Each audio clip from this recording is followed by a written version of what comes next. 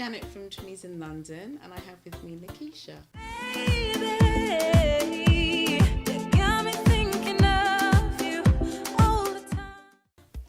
And Nikisha will be telling us a bit about what she's been up to, what she's been doing, where her career has led her to today, and a little sneak peek as to what to expect in the future. Nikisha, welcome. How are you? Hello, Janet. I'm fine. So tell us a bit about how you got to where you are today. What's driven you? What motivates you? What motivates me? Well, that's a nice question. I think, like most musicians, I just want to achieve a certain level of success where I can just sit down and actually be happy that I worked hard to achieve that. And I think that's what drives me, because I've not achieved that yet. All right, so that's what's keeping you going. Yes. So what inspires you with your music? What kind of music stimulates you, gets your interest? I like music on a whole, like anything that gets me to respond in a way that makes me think, sparks me to dance, or makes me think about something that I haven't thought of before. Anything that gets me to pay attention, I generally like it, because then to me it's different. And yeah, I don't know if that makes any sense, but yeah, like there's loads of music like that, and because when you're busy and you're focused and trying to do your own thing, sometimes you don't hear what else is going on. And I think that's why when something does get my attention, I think, oh wow, I like that song. It managed to slow me down to just take a moment and appreciate the art of it. Is there any particular genre of music that you would, if you were given a choice to sit down and listen to music, any genre of music that you would just pick, just for picking's sake, forget about what your mood is like, any kind of music that you would just switch on and then you feel comfortable listening to it? That is such a hard question again, because I know you say forget mood, but it really has a lot to do with mood. Because for instance, if I wake up one morning and I feel like, you know what, I'm in a happy mood and I want to dance and I want to, you know what I mean, I'm going to search for music that's going to make me dance. Like, might be dance music, it might be soca, it might be reggae, but it will be music that has the ability to do that. Whereas if I woke up and I was feeling really down and depressed, and maybe depressed to the level where you just don't give a toss right now, you just want to sink in the depression, then I listen to a lot of ballads and a lot of heartbreaking music that just keeps you there. Unless you want to move from that feeling, then there's inspirational music. You listen to a bit of gospel music, you listen to a bit of music with message, a bit of folk music as well. So I really am a person of moods, and I think most people are. I mean, some people have specific genres that they are religiously devoted to, and I think for me it's very difficult to choose a particular genre, because I grew up in Trinidad where every genre was accessible to me. Okay. Because that's what I was trying to tease out, if there was a particular genre of music that you're pulled to. I mean, what the music you sing?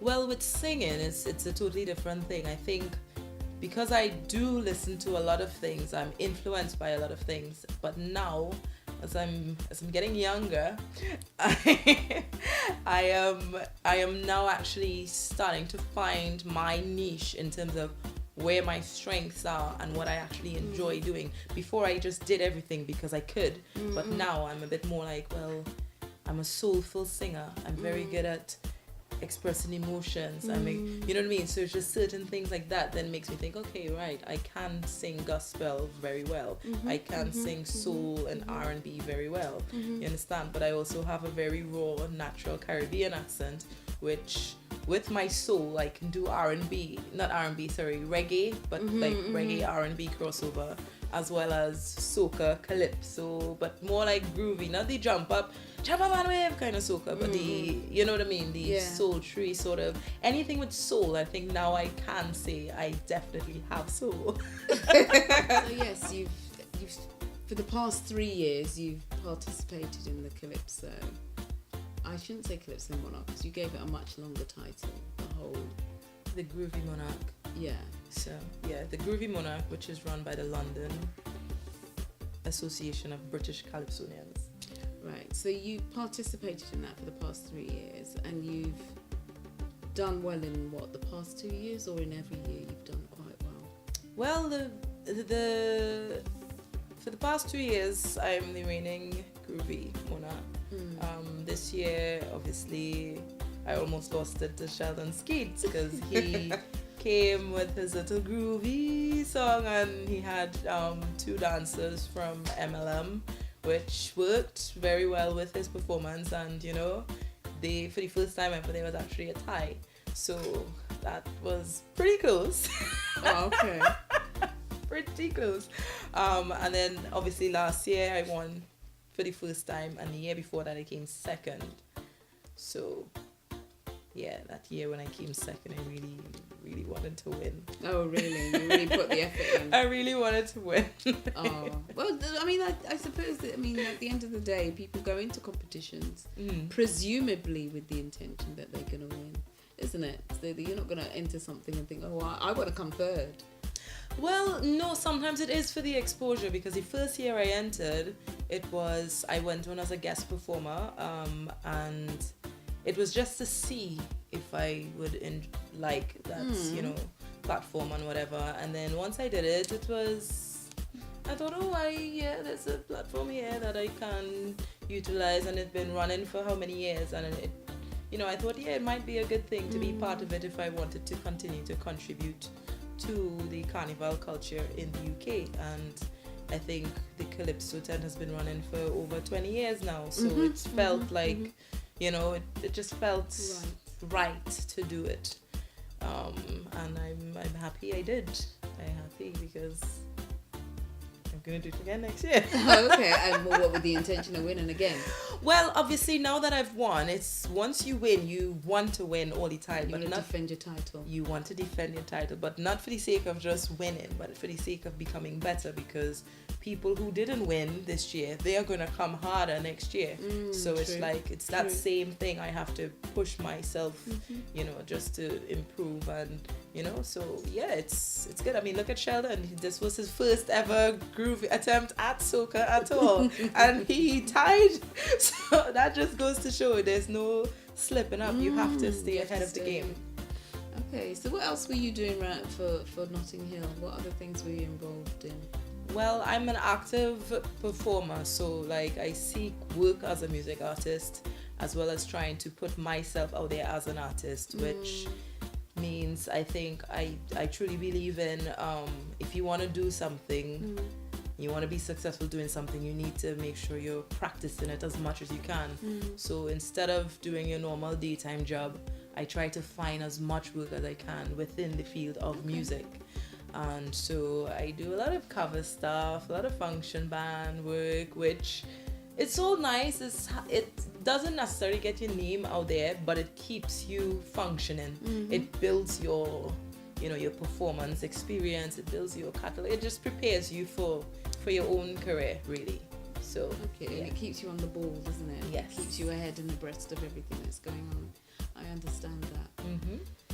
So with everything that's happening, and I mean, after each carnival, I suppose it gets a bit quieter, doesn't it? Yes, it does. So how do you? I know you say you get your other jobs and keep going. What is next? When is the next time we'll see you in a big way? That's always a very difficult question for every artist, because as much as we plan, there's no seeing the future. But I am definitely actively pushing myself out there and promoting myself as artist should.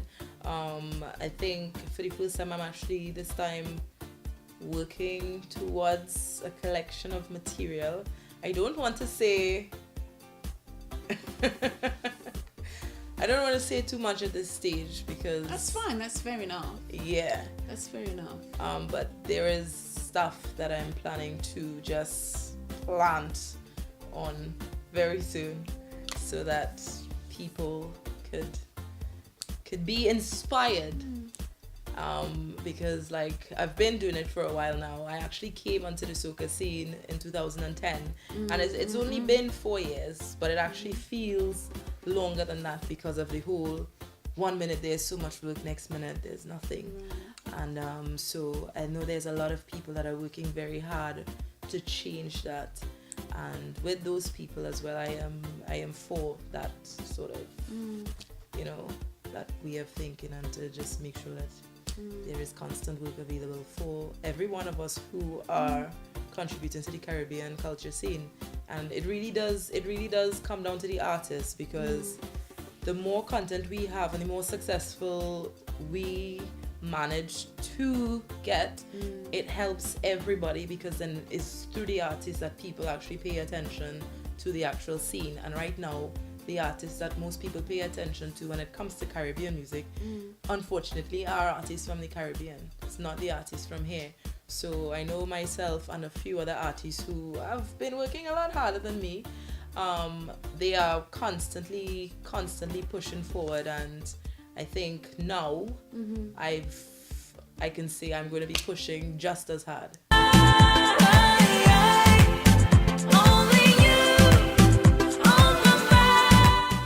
So, from what you're saying, I mean, I know you can't tell me too much about what your plans are.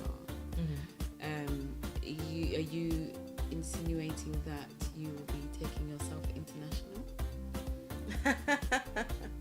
I think it's easier said than done to become international. And a lot of artists are already calling themselves international, but let's face it, they're not actually technically international in the terms of international as we know. Like Marshall is international, but a lot of people who are calling themselves international aren't.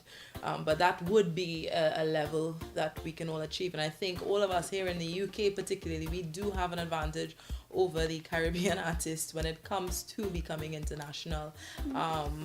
It's just that we have this fixation of wanting to be verified there first before we do anything properly here. And I think if we all change the way that we think, then they will start looking to us. And I just think it's easier said than done, but with careful strategy and persistence, it can happen, and it's part of the plan. Okay, because I had a conversation with Bungie, but similar things about, like you say, people wanting to verify and validate their skills, the skills of the craft in the Caribbean, and how difficult it is to actually do that. And what he has actually advised all artists, no matter where they are from, is that whatever you want to do it to your best ability. Just keep persevering. Do not give up. Don't let let's say the lack of validation stop you from pursuing what you love doing. If you love it, flow with it. And that's what that is what he's recommended. So I suppose that's what it's very similar to what you're saying. Yeah. To a certain degree. It's very similar. But what you're saying is, if you know you're good, then do you really need to be validated in X country? Well, no, it's not so much about knowing you're good, because everybody could know they're good in their head, but then you still need a particular amount of people to support you, and it's only when you have that support that you could actually move forward, because then you have a following. That's how it goes with the music industry. But I think here in the UK we do have people who are in tune with what we are already doing, and are looking to see where we're performing, coming and supporting the events and stuff like that.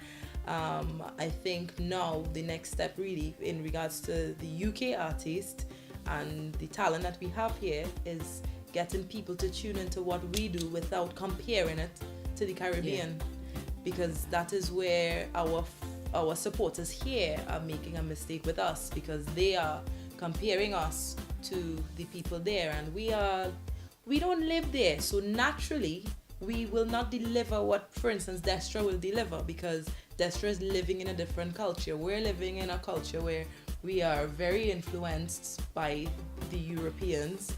We have more access to the commercial non-Caribbean world. So then when we take the Caribbean music, some of those influences will go back into the song. And the people who actually live here and they hear our music, they could hear that and they can relate to that more than the people in the Caribbean. If I take my sound back to Trinidad, they could hear that I live in England. You know, I could be very strong and waka Trinidadian if I want to be, but I am aware that I have fans that are not from the Caribbean, and it's not so much that I want to please everybody, but when you're a musician, you need as much support as you can, and you need to be tactful in how you go about, you know, presenting yourself.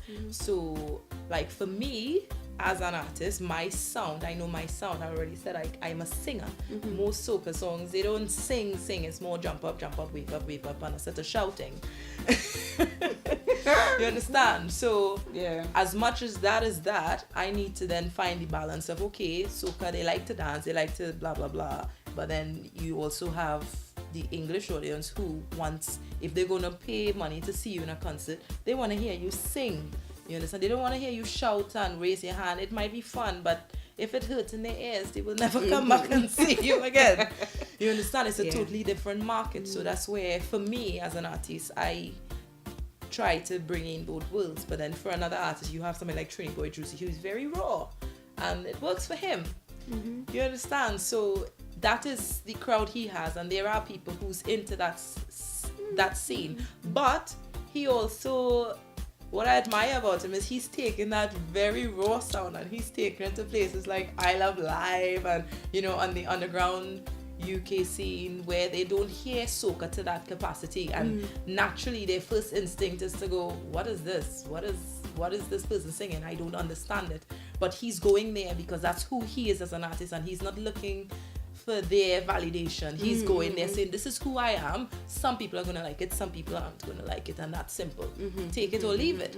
But when people are exposed to it, you give them the chance to decide, you know? And so I think if we all went on that level, then, you know, we could create such a massive force here that the promoters wouldn't be looking to be paying so much money to book outside of England again. I mean, I'm not saying that's what we're trying to do, to pull away the scene. No, because the Destras and the Marshalls and stuff, exactly, and they helped us to craft our own selves, and you know, so it's not so much to shun them out, but it's to sort of make everything work. There is work available for everyone, and you know, if we can all get that opportunity to shine, then so it's recognition of UK talent. Exactly. Which I suppose is, I mean, there's more of it now. There's more exposure for UK talent now than there was 4 years ago. Definitely. I think there is. Yeah, yes, there is. There is a lot of things that are happening, a lot of events that are taking place.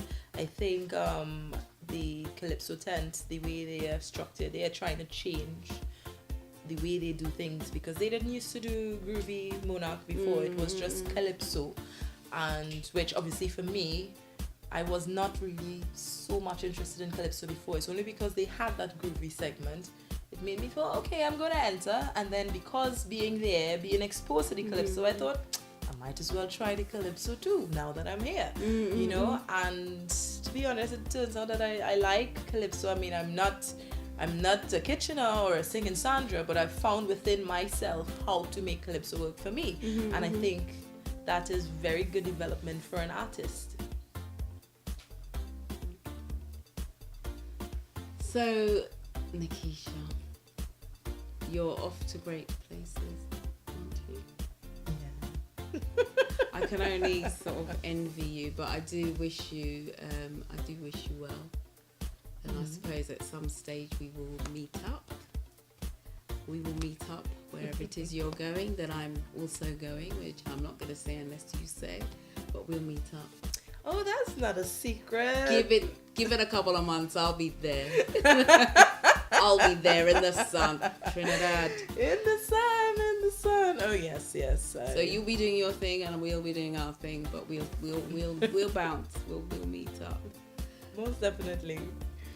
Nikisha, it's been a pleasure talking to you today. Same here. It's always a pleasure to be with Trinis in London.